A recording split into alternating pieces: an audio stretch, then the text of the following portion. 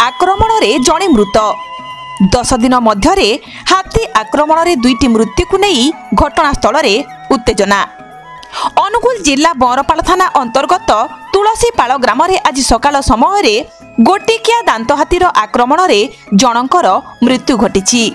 सूचना जे बरपाल थाना अंतर्गत तुलसीपाल ग्रामर बालकृष्ण गोच्छायत पुओ दुशासन गोच्छायत परु शौच हेबापई पाख पड़िया को जाइथिबा बेले एक गोटिकिया दंता हाथी तांकु आक्रमण करिथिला, जहा फलरे परु गोच्छायतंकर घटनास्थल में मृत्यु घटिथिला।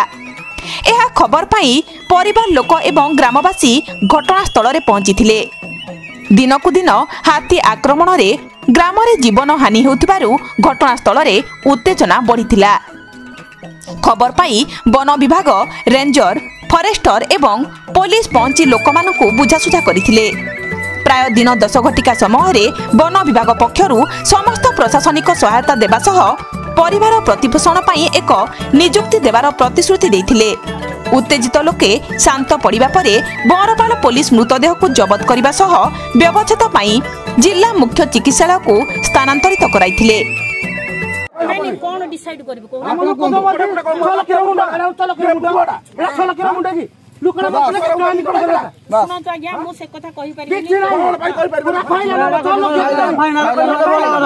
मैं फाइल करो रोड बंद कर दो रोड स्ट्राइक न करो सुनो तो आपने नहीं सब तुबे नहीं रोड बंद